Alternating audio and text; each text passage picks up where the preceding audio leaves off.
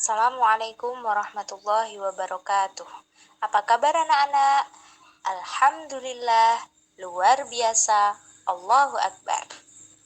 Tetap semangat ya. Hari ini kita mulai pelajaran pertama Pendidikan Agama Islam kelas 1. Nah, kita sekarang akan belajar tentang kasih sayang.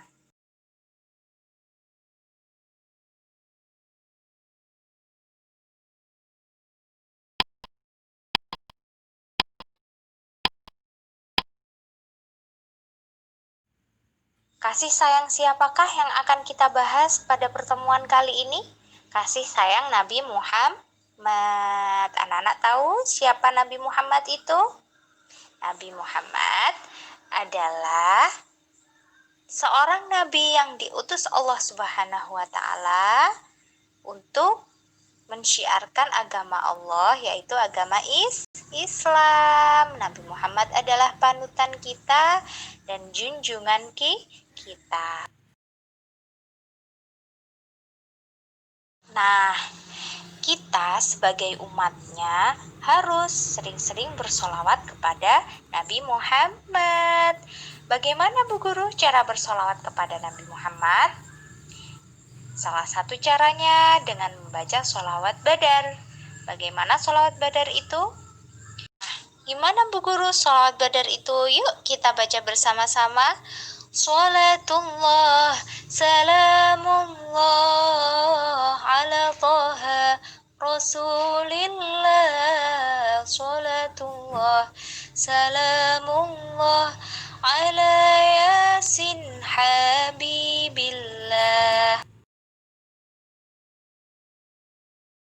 Yuk kita lanjut mengenal siapa Nabi Muhammad.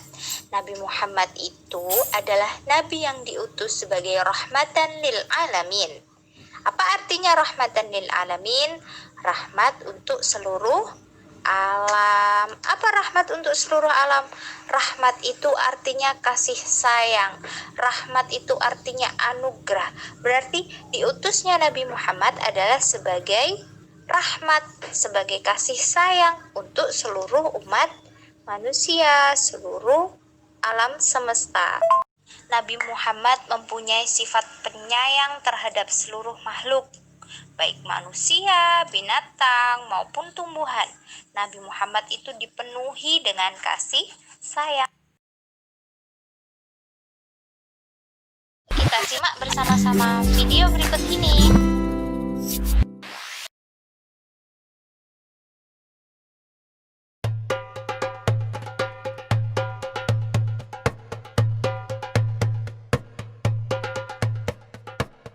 Seperti yang telah kita ketahui, Nabi Muhammad menaruh perhatian yang sangat besar terhadap anak-anak yatim.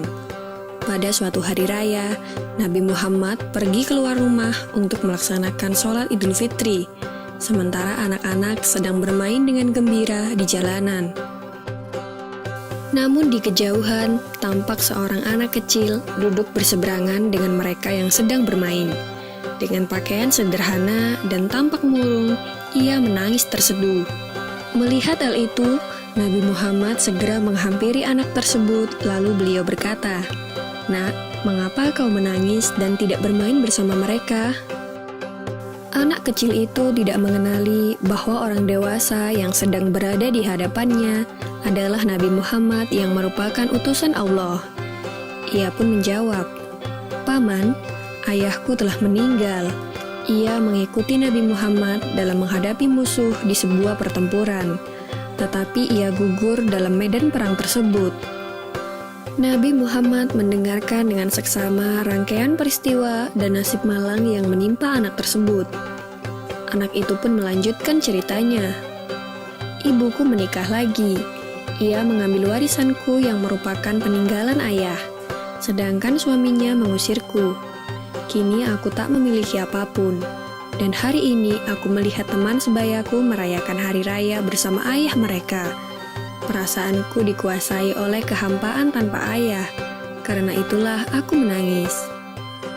Mendengar penjelasan dari anak malang itu, hati Nabi Muhammad runtuh. Ternyata masih ada anak-anak yatim dari sahabat yang gugur membela agama dan Rasul-Nya di medan perang yang mengalami nasib malang seperti anak itu.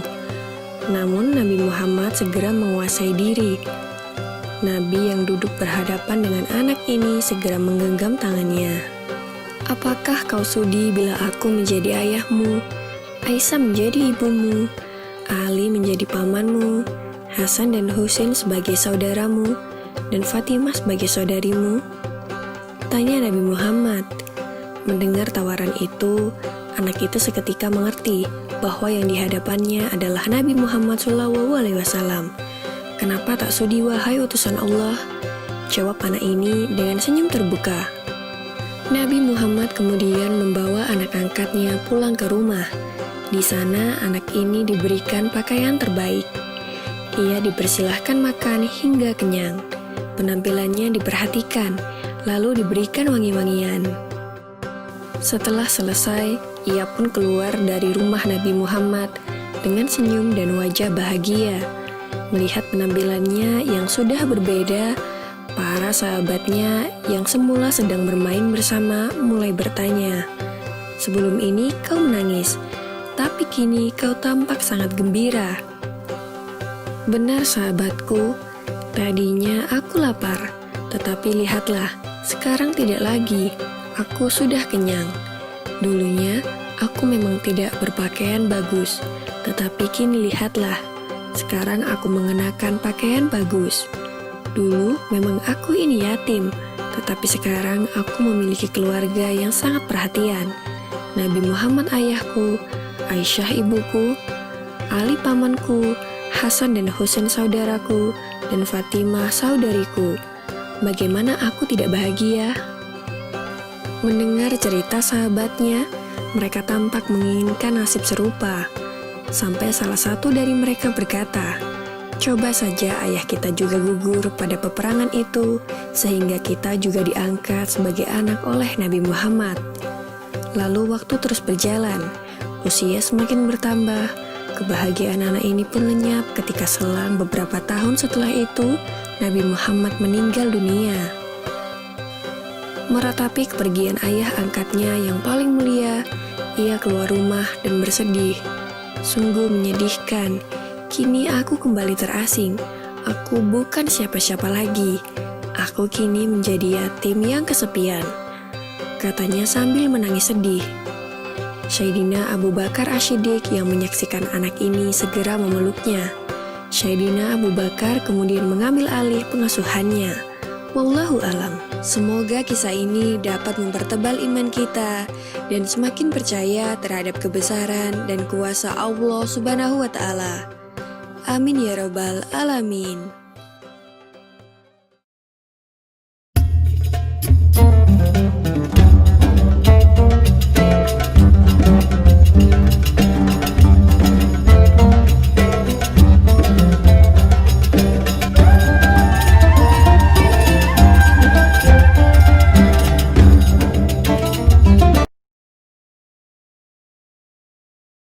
Nah, setelah kita lihat video tadi, kita sudah tahu ya bagaimana Nabi Muhammad menyayangi orang lain, bagaimana Nabi Muhammad mencintai anak-anak. Lalu, kita sebagai umatnya harus meneladani sifat Rasulullah. Dengan bagaimana? Yuk kita simak gambar pertama. Gambar pertama ini kita lihat ada seorang anak menolong orang lain. Nah, kalau kita ingin mencontoh Nabi Muhammad, maka kita juga suka menolong orang lain seperti Nabi Muhammad menolong sesamanya. Gambar kedua, ayo disimak. Itu ada gambar apa? Gambar anak sedang bermain. Nah, di situ teman-temannya lagi bermain, ada satu anak yang sedang menangis. Lalu ada seorang anak yang menolongnya. Inilah sifat teladan yang harus kita ikuti. Menolong orang lain di saat mereka membutuhkan. Gambar ketiga, ada anak sakit, lalu kita menjenguknya. Kalau ada temannya yang sakit, harus dijenguk. Ini pun kita contoh dari sifat Nabi Muhammad. Kalau kita peduli dengan orang lain, berarti kita juga meneladani sifat Nabi Muhammad. Terakhir, ada gambar apa ya? Itu gambar ada seseorang yang berbagi rizkinya dengan orang lain. Maka, jika kita mempunyai rizki lebih, jangan ragu-ragu untuk berbagi kepada teman kita, dengan saudara-saudara kita, karena sifat tersebut adalah contoh yang diberikan dari Nabi Muhammad kepada kita semua. Nah, sekarang kita simpulkan yuk apa yang kita dapat dari pelajaran kali ini. Nah, kesimpulannya adalah Nabi Muhammad adalah sosok yang menyayangi seluruh alam dunia. Nabi Muhammad menyayangi umatnya. Nabi Muhammad menyayangi keseluruhan, terutama anak ya. Yang kedua, salah satu cara kita mencintai Nabi Muhammad adalah dengan membaca sholawat. Sholawat apa yang kita contohkan tadi? Sholawat Badar. Ketiga, kita harus saling membantu antar sesama. Membantu sesama itu sama dengan cara kita menyayangi Nabi Muhammad. Kita meneladani sifat Nabi Muhammad dengan cara meniru sifatnya yang suka menolong sesama. Kemudian yang terakhir adalah tidak membeda-bedakan ketika berteman. Jangan pilih teman, semua harus saling akur, saling menolong, dan jangan pilih-pilih di antara teman. Dan jangan lupa ketika teman kita sakit, kita harus menjenguknya.